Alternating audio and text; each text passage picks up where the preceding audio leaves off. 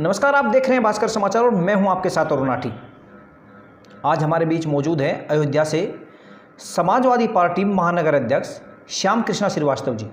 जानेंगे इनसे कि कोरोना काल में किस प्रकार से इन लोगों ने गरीब, असहाय और मजदूरों की सेवा की है। श्रीवास्तव जी, बहुत बहुत स्वागत है आपका हमारे इस खास कार्यक्रम में। श्रीवास्तव जी, कोरोना महामारी का बुरा दौर चला हुआ है। पूरी दुनिया में लोग एक दूसरे से नफरत करने लगे हैं, एक दूसरे के नज़दीक आना लोग पसंद नहीं करते। आप क्या कहेंगे इस विषय पर? जो है मैं विश्व भी कह सकता हूँ, लेकिन भारत देश को मैं कहूँगा पूरा देश कोरोना महामारी से इस संकट से जूझ रहा है और कहीं न कहीं हमारी केंद्र की सरकार की लापरवाही है जो आज ये महामारी पूरी तरह हिंदुस्तान में फैल गई। 30 जनवरी को पहला केस हमारे हिंदुस्तान में आया।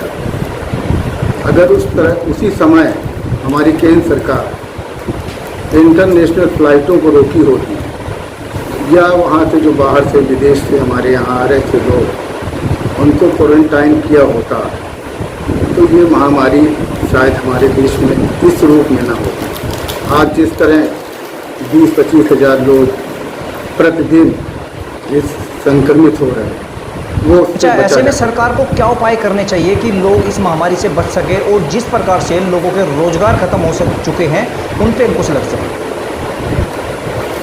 सरकार तो इस महामारी से पूरी तरह ठप हो चुका है, खत्म हो चुका है। मोदी साहब ने तो कह ही दिया है कि जान है तो जहान है। तो पहले आदमी जान बचाए और फिर रोजगार के बारे में सोचे।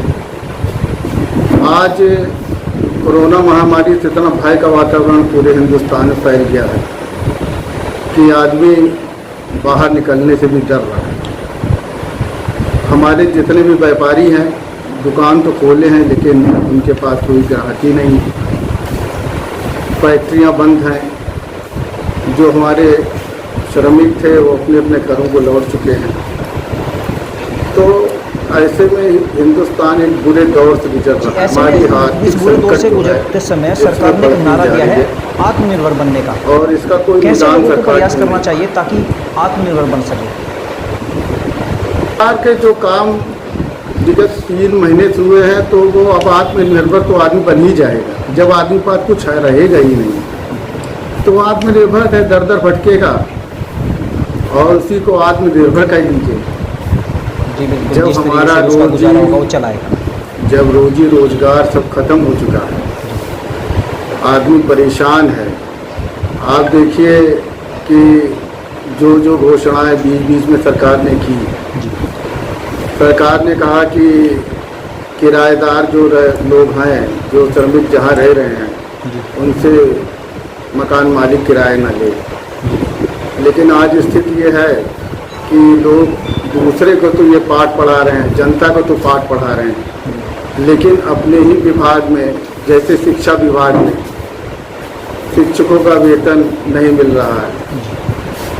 और आप किसी भी क्षेत्र में देख लीजिए, सरकारी क्षेत्र, आपने कहा कि बिजली का बिल कोरोना काल जिसमें लॉकडाउन के समय आम जनता को राहत दिया जाएगा, आज बिजली का बिल आम लोगों से लगा कर वसूला जा रहा है।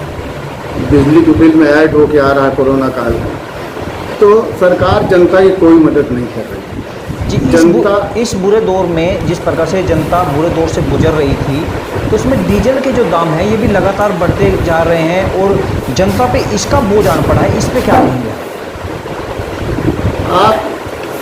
तो आप देख ही रहे हैं पूरी सरकार की स्थिति, केंद्र सरकार हो चाहे राज्य सरकार हो चाहे उत्तर प्रदेश की सरकार, केंद्र सरकार तो एकदम संवेदनहीन हो चुकी है। आप देखिए कि आदमी इतना परेशान है, महंगाई बढ़ती जा रही है, आदमी रोजी रोजगार और खाने के संकट में फंस गया है। ऐसे में डीजल का दाम बढ़ाना बहुत दुर्भाग्यपूर्ण है।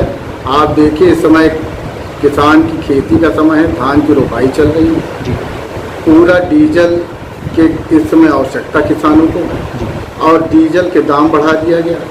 अब जब किसान की लागत से कम दाम पर उसकी फसल बेची हुई तो कहाँ से प्रगति की होगी। जी बिल्कुल, एक तरफ तो सरकार लॉकडाउन के दौरान किसानों, मजदूरों, गरीबों के लिए मददगार बनकर सामने आना चाहती है, लेकिन वहीं जिस प्रकार से लगातार डीजल की कीमतें बढ़ी हैं, डीजल के बढ़ने से महंगाई बढ़नी लाजमी है। शुक्रिया श्रीवास्तव जी हमारे साथ जुड़ने के लिए। और कोरोना काल में ऐसा है लोगों को आपने जो ये सुविधाएं पहुंचाई है, जो सेवाएं आपने दी हैं, इसके लिए लगता है कि समाजवादी पार्टी रात दिन एक करके लगी हुई थी और अखिलेश जी के आह्वान पर सभी समाजवादी कार्यकर्ताओं ने कोरोना काल में गरीब और असहायों की मदद की है।